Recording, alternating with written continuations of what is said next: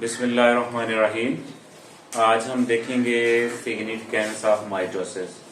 We already studies mitosis क्या है, उसके क्या स्टेप्स हैं और उनकी डिटेल हमने देखी। आज हम सिग्निफिकेंस देखेंगे।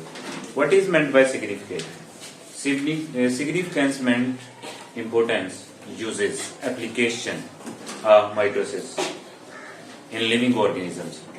तो सिग्निफिकेंस के लिहाज से आपको बताया था कि ये जो माइटोसिस होती है ये आपकी सोमैटिक सेल के अंदर होती है, जो बॉडी सेल्स होती है।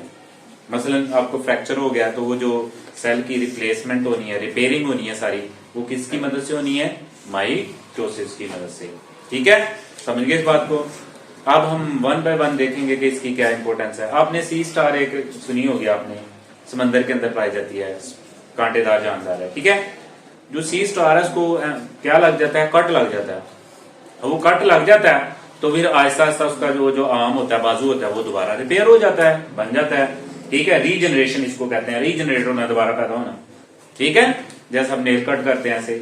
तो वो किसकी मदद से हुआ? सारे के सारा आपका माइटोसिस की मदद से। अब पौधे आपने देखे होंगे, आप इसकी ब्रांच लेते हैं, उसकी कटिंग बनाते हैं और उसको लगा देते हैं, उससे पौधे ग्रो हो जाते हैं। कोई सीड नहीं पहनते, तो वो किस प्रोसेस से वो पैदा हो जाता है, दोबारा बड़े हो जाते हैं सारे के सारे? माइटोसिस की मदद से। क्योंकि माइटोसिस मीन ही ये सेक्सुअल है। ठीक है, समझ गए इस बात को। जैसे बर्डिंग होती है, ग्राफ्टिंग होती है, उसके अंदर हेल्प आउट करता है जी आपका। वेजिटेटिव प्रोपोगेशन होती है। वेजिटेटिव प्रोपोगेशन उसको कहते हैं जिसके अंदर हम सेल नहीं लेते, बल्कि सेल के अलावा कोई भी जो पौधे का हिस्सा जो है उसको यूज करते हैं, लीव्स, स्टेम्स, रूट्स एक्सेट्रा। ठीक है, तो हम वन बाय वन देखते हैं क्या हमने देखना आज। तो सिग्निफिकेंस हम देख चुके हैं कि ये जो आपका माइटोसिस होता है, इसके अंदर बेटा जी अलाइक क्रोमोसोम पैदा होते हैं और नंबर के लिहाज से भी क्या होते हैं? इक्वल होते हैं। तो दांत के लिहाज से क्या होते हैं? बराबर। और अलाइक नहीं, तकरीबन मिलते जुलते होते हैं। ठीक है जी, तो ये हमने पढ़ा था माइटोसिस की डिफाइन के अंदर।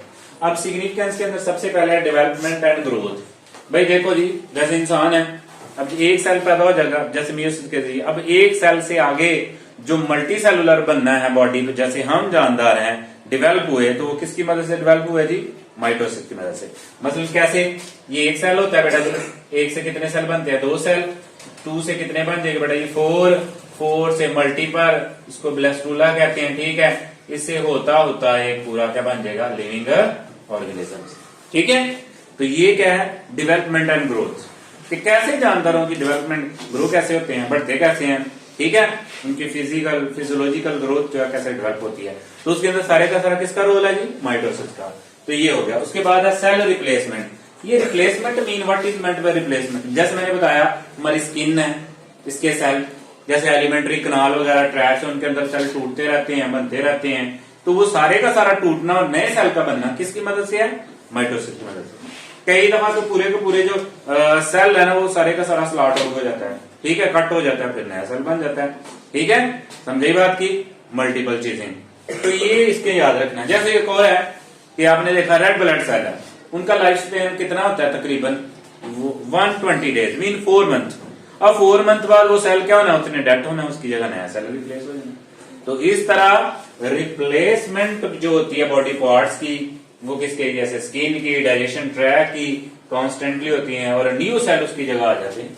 जैसे मैंने एग्जांपल दी एमसीक्यूज के लिए कि जो रेड ब्लड सेल है उनका लाइफ स्पैन का मतलब क्या है? उनकी दौरान हयात कितना है, कितनी देर वो जिंदा रहते हैं। उसके बाद नेक्स्ट जो है रीजनरेशन। मैंने रीजनरेशन का मतलब क्या है कि एक चीज कट हो गई है, ठीक है, और वो दोबारा जो है ग्रो हो गई है, रीग्रोथ हो गई है उसकी, कोई उसका बॉडी पार्ट वगैरह, उसको हम क्या बोलते हैं? रीजनरेशन। जैसे मैंने एग्जांपल दी सी स्टार।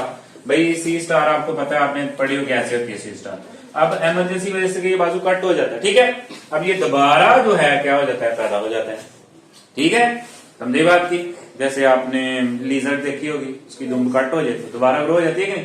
तो ये सारे का मतलब क्या है? सिंपल में उसके अंदर क्या हो जाती है बेटा जी? माइटोसिस। तो there is a lot of application of the mitosis. ठीक है, उसके बाद फोर्थ वन है एसेक्सुअल रिप्रोडक्शन। और ये ज्यादातर स्पेशली किसके लिए बेटा जी? प्लांट्स के लिए। और मैंने बताया एसेक्सुअल, ये जो माइटोसिस है उसका मतलब ही क्या है आपका? Asexual reproduction, regeneration. अच्छा, इसके अंदर क्या होता है? एसेक्सुअल के अंदर क्या होता है? भी जैसा आपका पेरेंट सेल होता है, हूबहू वैसे का वैसा क्या हो जाता है आपका? Daughter cell. मसलन आपने प्लांट कोई ग्रो किया, ठीक है, जैसे पॉपुलर तो आपने सुना ना, उसकी आप ब्रांच लेते हैं, उसको कट करते हैं, लगा देते हैं। जैसे रोज देखा होगा आपने, गुलाब, उसकी कटिंग लगाते हैं कि नहीं, ठीक है, कलमे जिसे कहते हैं। तो वो सेम होती है या उससे डिफरेंट होती है? सेम। क्या होती है? सेम, ठीक है। तो वो सेम जो होने हैं उसको बोलते हैं सेक्सुअल रिप्रोडक्शन। और ये आपके जो होते हैं जी वेजिटेटिव पार्ट, उनसे ग्रो होते हैं। वेजिटेटिव पार्ट मैंने बताया आपको क्या क्या होते हैं, ब्रांच हो सकती है, लीव्स हो सकते हैं, स्टेम हो सकती हैं, रूट्स हो सकती हैं, एटसेट्रा, ठीक है। उसके बाद यहाँ पे एक एग्जांपल दी गई हाइड्रा प्लांट्स की, ठीक है। ये किसके जरिए सिंपल होता है जी? आपका बडिंग के जरिए। बडिंग क्या है? ये देखो, ये हाइड्रा प्लांट है, समझे बात की। अब हाइड्रा तो इसके ऊपर ना माइटोसिस के जरिए सिंपली क्या पैदा हो जाती है बेटा जी आपकी, जिसको बोलते हैं बर्ड, इसी के अंदर वेजिटेटिव बर्ड, ठीक है। अब ये बर्ड जो है इसको कट करो, लगाओ, तो इससे न्यू हाइड्रा प्लांट ग्रो हो जाएगा, ठीक है, समझे। इस अमल को कहते हैं बडिंग।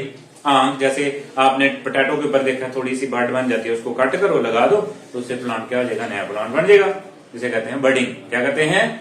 बडिंग, ठीक है, समझे। बर्ड फॉर्मेशन, जैसे आपने रोज के ऊपर भी देखा होगा, आंख बनी होती है, ठीक है, टिप बडिंग, बड़ी टाइप बडिंग है, ठीक है, समझे, टी बडिंग है।